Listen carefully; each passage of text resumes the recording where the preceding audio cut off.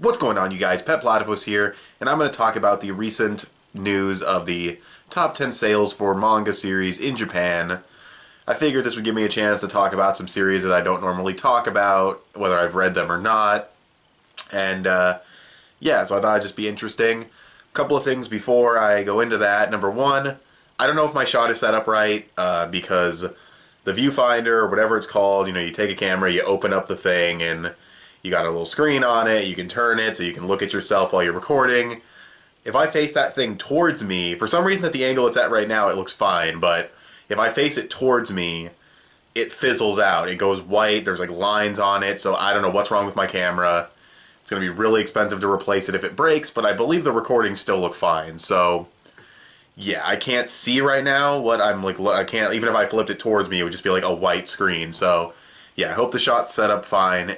Other thing, I didn't review the recent Seven Deadly Sins chapter. I'll talk about it with the next one.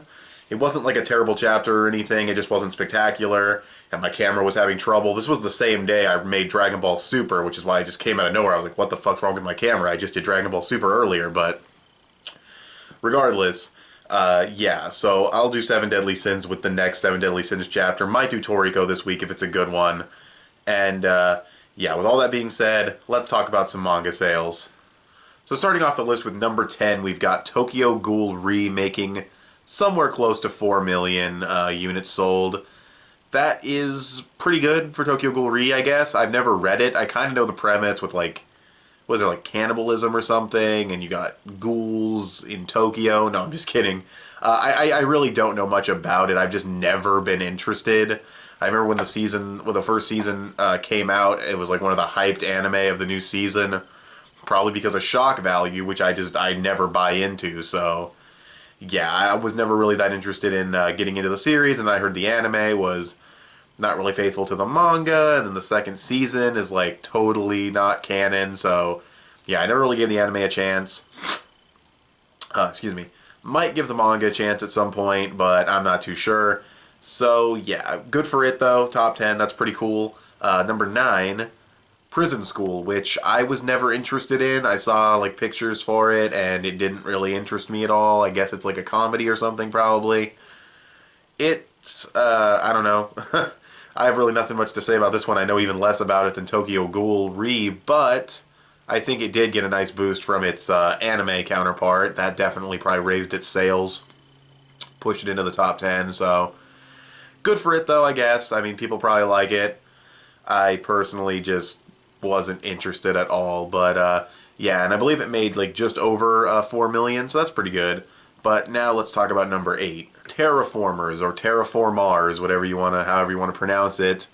This is also a series I have not read yet, but I did give it a chance. It's not that I didn't like it, I just kind of, I don't know, I just didn't really, I don't want to say I didn't get into it, I just kind of read a chapter and just kind of stopped and just kind of said, like I said, it's not that it didn't do it for me, not that it wasn't interesting at all, it's just, but yeah, but I do know more about this one. This one's kind of like they send roaches to Mars and like they're supposed to like adapt to Mars's atmosphere or something, but they turn into like these humanoid things that look fucking crazy. Like, I'm okay with how they look now, but the first time I saw one, I was like, whoa, like that really, like when you see these things for the first, well, maybe it's just me, maybe it's just some people, when you see these things for the first time, they're not like horrifying, but they do, for like what you see a lot as probably like the main antagonist of the series, they do have quite the creepy ass fucking face. Just thought I'd throw that out there. So those things look pretty horrifying to a certain extent, but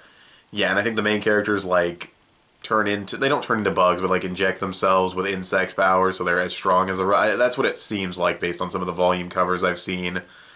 It looks interesting, probably like a seinen. I'll probably check it out at some point, but, number 8, pretty good. It did have an anime that was heavily censored, so I don't know. I guess it was still popular enough to give it a boost, but I think I've seen it in the top 10 in previous years, so no, I don't think the anime gave it a boost, actually. Plus, was the anime even this year? Maybe it was early this year. Maybe it was late last year. I actually don't remember, so I could be wrong there. But anyways, let's move on to the next one. Number 7 is Shokugeki no Soma. I believe that's called, I believe it's supposed to be called Food Wars, if you translate the title. Maybe not, I don't know. That series, All I know about this one is that it's about cooking and fan service, and that's pretty much it. Yeah, I was not interested. I like the cooking aspect of Toriko, so maybe I'd like this series, but I mainly like the cooking aspect of Toriko when shit got crazy, you know what I mean? Like, Toriko just, when Komatsu just makes some whatever meal, I'm like, whatever. When shit's crazy, I like it, so I don't know how this series would feel. I mean, the animation looked good. I'm sure it got a boost. Again, I'm sure it got a boost from its anime counterpart that came out recently as to as to why it's in the top 10. But yeah, or the fan service got it in the top 10. But yeah, I really don't have much to say though. The fan service is annoying. I don't know why series is like it's about cooking, but let's throw in like massive fan service just because it sells. I don't know. Maybe the series is funny. Maybe it's really good. I don't know. Tell me if I should give it a chance in the comment section below. But as far as right now goes, I'll probably give this one a pass. Anyways, number 6. I guess this one is called Haikyuu. It's a sports series. I'm not really into sports series outside of Hajime no Ippo. So, yeah, I just realized I forgot to say what the volumes made, the amount they sold. But, I mean, you can just find the article, see what they made, and, but I've been thinking about getting into this series. I've heard it's good. I believe it's in Shonen Jump, the manga. Again, an anime came out recently, so it got a boost, I'm sure. I believe it's about volleyball. I'm not too sure. I thought they looked like soccer uniforms the very first time I saw them, but I don't know. I think it's maybe volleyball. That's cool.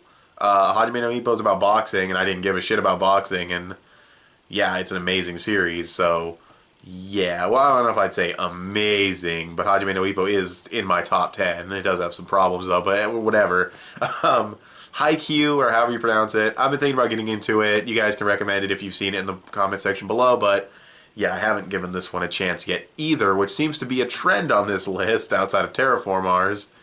So we'll talk about the next one. Number 5 is Kingdom. Say it with me, guys. I haven't checked this one out yet. I'm going to, though. I'm going to check this one out. I've heard really good things.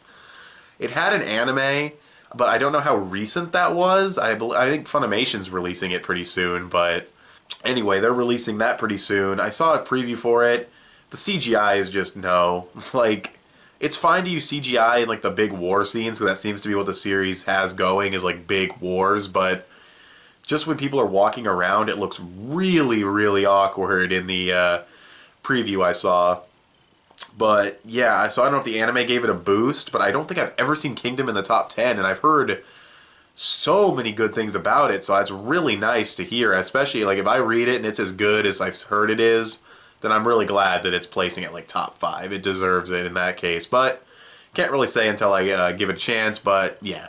And after I do check it out, I'll tell you guys about it and tell you what I think. But anyways, number 4, Assassination Classroom, and I have seen this. I watched the English dub of the first season.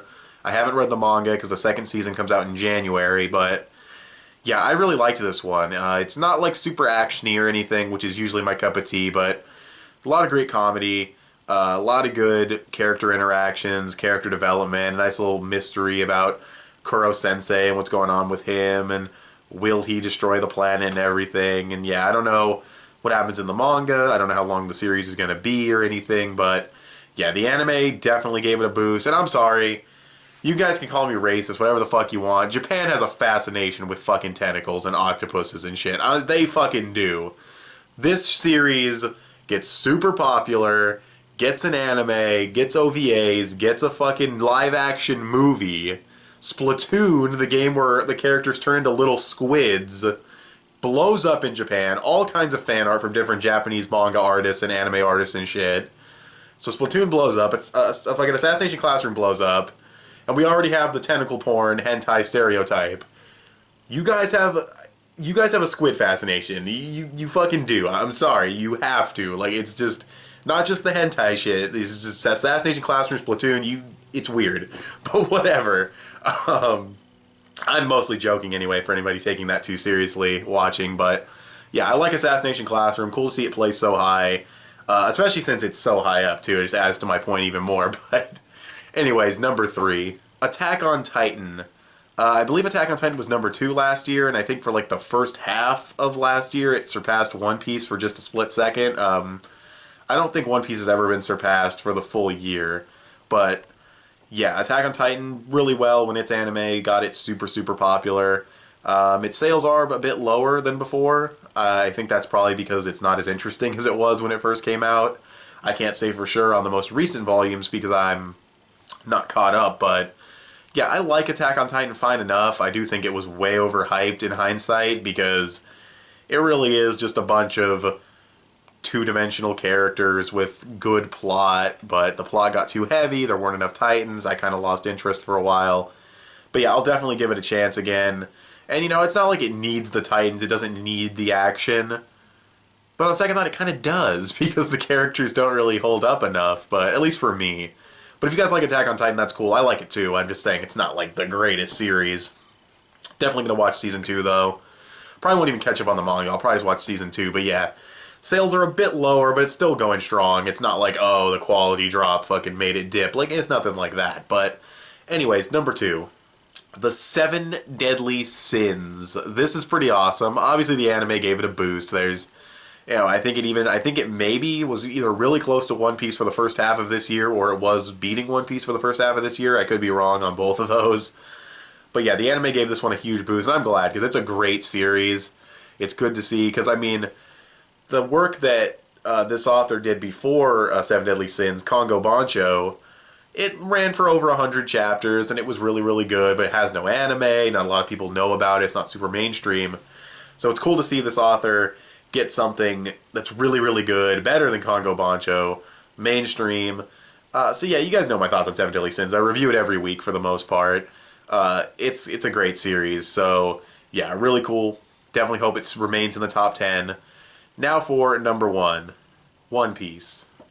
I mean, One Piece is number 1 in manga sales. Water is still wet, and the sky is still blue. I mean, it's really like, it's nature at this point. It's nature at work. One Piece is like, been number 1 since what, 2010, 2011 or something? Maybe even before that. It's crazy. And it always landslides, too. It's always by a few million volumes that it overtakes everything. I mean, One Piece is just a monster. But yeah, I haven't seen One Piece. I should give One Piece a chance. No. No, that stopped when we reached number 4. Or number 5, I don't remember. Yeah, I've seen actually most of the top 5, interestingly enough. Not really the bottom 5, but yeah, One Piece, there's nothing to even say. It's my number 1 series. You guys already probably know, and if you don't know, it's my number 1 series. That's really all I need to say. It's amazing. I definitely think it deserves it. I definitely think it's the best ongoing shonen. One of the best adventure stories in like literature ever written. Up there with the greats, I think. But yeah, it's One Piece. Of course, it's number 1. Now let's talk about what's not on the list. Bleach, I don't think will ever be in the top 10 again. Naruto, obviously it ended, so that makes perfect sense that it's no longer in the top 10. We've got, what else though? Interestingly enough, I believe Fairy Tail was in the top 10 for a while. It's no longer there, which is very, very, very deserving, because of its huge dip in quality over the years. I don't think Fairy Tail is as bad as Naruto ever was, but I still think Fairy Tail did not deserve to be in the top 10 in sales, and I'm glad that it's no longer there. I think Hiro Mashima should just wrap the series up and do something better. Like, I hate to say, like, oh, it shouldn't make money, Hiro Mashima shouldn't fucking... If you're writing crap, you shouldn't be rewarded for it. I'm sorry, it's just, that's how it is. I don't think Naruto should have been in the top 10. None of that shit, so... Yeah, I mean, if you like Fairy Tail, that's cool. It's just, it's not a well-written series, and when other series could be in the top 10, when other series could be getting huge sales, like The Seven Deadly Sins, which is very similar to Fairy Tail, it's nice to see, you know, and it's probably still doing fine. He's probably still making money. He's still making a goddamn living. The dude's probably really wealthy, so, you know, whatever. But, yeah, interestingly, Fairy Tail's not there. Expected that Naruto's not there. I don't think Bleach will ever make top 10.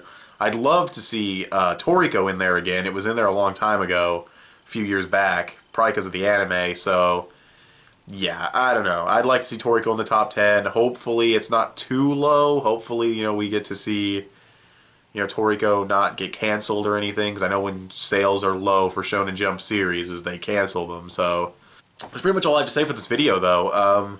Like I said, I've only seen about half the series on this list, and I like most of them, so that's pretty good. And the other half I might check out in the future. Probably not for like Food Wars, but yeah, the other ones definitely kind of interest me. So yeah, and I'm glad to see, there's nothing, like I said, there's no fairy tale in there. There's no fucking Naruto in there. There's no series where it's just like, really, that's popular in Japan, that piece of shit, you know what I mean? So yeah, I'm happy with this list. And it's all a matter of opinion anyway when it comes to sales. I mean, sales are not an objective fact. Just because One Piece is #1 does not make it amazing.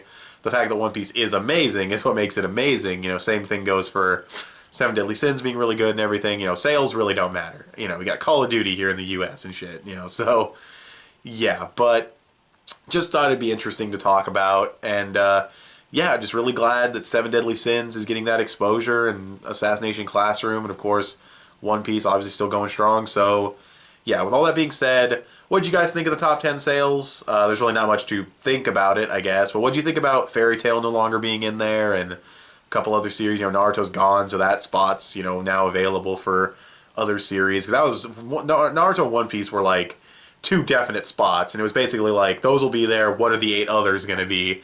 Now it's what are the 9 others going to be? So, well, I guess maybe Attack on Titan kind of took the Naruto spots, and now it still is what are the other 8 going to be. But regardless, what do you guys think of this list? Tell me in the comment section below, Oh, I guess I should just wrap up then. Thanks for watching this video. What do you guys think of these sales? Tell me in the comment section below.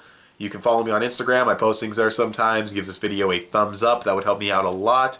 Subscribe if you haven't already, or if you like what you've seen here, and I'll talk to you guys later. Bye.